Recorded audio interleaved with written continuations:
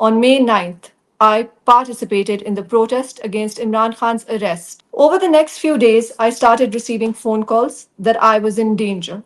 A few days later, armed men raided my parents' house in Kant and abducted my father, husband, and my brother. I left my 5-year-old daughter sleeping. False news of my arrest would be broken, placing me at locations I had never been to. And certain accounts were calling for my rape by the police and skinning me alive. My family was shattered and scattered. My friends' homes were being raided. Their staff was getting beaten and brutalized. I decided to surrender. I just told myself, whatever would happen, Allah would give me the courage to bear it.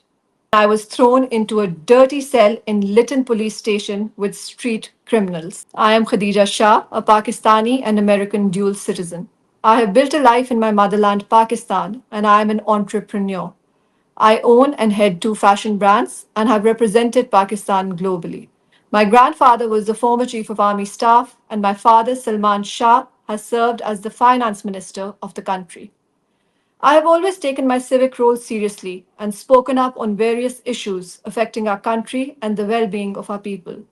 On May 9th, I participated in the protest against Imran Khan's arrest, the subversion of our constitution, and the derailment of democracy as an ordinary citizen of Pakistan. Over the next few days, I started receiving phone calls that I was in danger and should leave home. I was shocked and in disbelief. I had done nothing illegal. Why was I in danger? There was news of raids on the houses of people who had attended the protest, and my name was on a list. I had to leave home with my daughter. A few days later, armed men raided my parents' house in Kant and abducted my father, husband, and my brother. My father, who had a history of service to the country, is a diabetic and needs his medicine in the early hours. He was not allowed the courtesy of even taking his medication. My husband was beaten, he was tasered, and his eardrum was permanently damaged. They had come to get me. My sister sent me a video of the raid and asked me to leave my friend's house immediately. They had our drivers and our household staff. It was only a matter of time before they would get to me. I left my 5-year-old daughter sleeping. I would see her face again after 2 months. The next few days, I went from house to house, whoever would be kind enough to give me refuge. I stayed in empty homes and took public transport. Our family was scattered all over the city, communicating with each other without revealing locations. I was completely alone. After a week, we decided that I would surrender myself to the authorities. My face was being flashed all over media as a PTI leader and the mastermind of the May 9th protest. A narrative was being drummed up, painting me as an absconder on the run. False news of my arrest would be broken, placing me at locations I had never been to. I would see all this on TV and social media. Certain journalists were tasked to spread the same narrative on social media, and certain accounts were calling for my rape by the police and skinning me alive. It was the most terrifying thing to see about yourself, and it was being done without an iota of proof being given against me. They wrote and said whatever they wanted to pin on me with such conviction, and no one questioned where the proof was.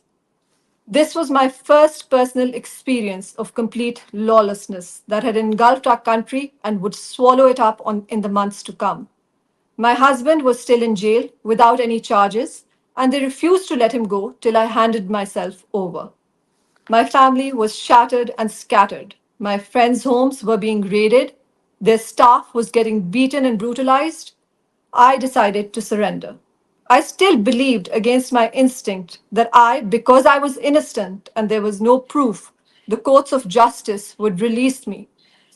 As I drove in a rickshaw to the CCPO office, every instinct of mine told me the grave danger I was in. There were several points at which I thought, just stop, get out of this vehicle and run far away. Those tweets of propaganda and political accounts asking for my rape and skinning me alive flashed in my head. I just told myself, whatever would happen, Allah would give me the courage to bear it. I numbed my mind as I would 7 months later on the journey to Balochistan. I surrendered, and I was thrown into a dirty cell in Lytton police station with street criminals. The next morning, I was presented like a terrorist with a black shroud over my head at the ATC, and the judge sent me to KL jail, Lahore. That's Kotlakpat jail. I would remain there for the next 7 months. In these 7 months, I saw our judicial system exposed to its rotten core. There was no law, no process, and no justice. After hundreds of hearings, adjournment after adjournment, eventual denial of bails from the ATC, and 5 different cases leveled against me, I finally got bail from the High Court, and I was subsequently detained under an NPO. An NPO is an archaic colonial times ordinance which was used against the local populations to restrict them from demanding independence.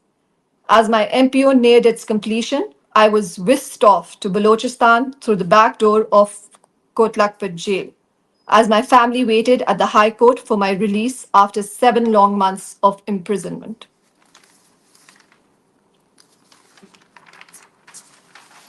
The order for me to be taken to Balochistan was sanctioned by an ATC judge. There was no consideration of the merit of this ludicrous demand. No consideration that I was a woman who had already suffered illegal incarceration for 7 months without proof or conviction. No consideration of what would happen to me and where they would be taking me. I was put in a Vigo with heavy police contingents and driven to Balochistan on an 18-hour long journey on the most dangerous route in Pakistan. A route where there are almost daily attacks on police and law enforcement agencies. My life and the lives of those tasked to take me were put on stake as if we were animals and mere statistics. I was kept in a basement in a detention center in Balochistan. I was in police remand for 17 days. The charge against me was leading and instigating the protests in Balochistan. The Honorable Judge of the Balochistan High Court, like all sane individuals, found this to be laughable. The police, even after 17 days, were unable to produce any credible evidence against me. I was finally released on the 27th of December and headed back with my family to Lahore. Up until 9th May, I had led a life of privilege. I never had a brush with law or the legal system. I was outspoken on political matters as a student of politics and a concerned citizen. But I had no idea about the extent of our institutional and systemic deformity. I was brought up by my grandfather, the former chief of the army, and I had seen the leadership of the political parties closely. It is alarming that those same politicians who would flock to my grandfather asking for his intervention and support to bring them into power are still dominating the political landscape 30 years later.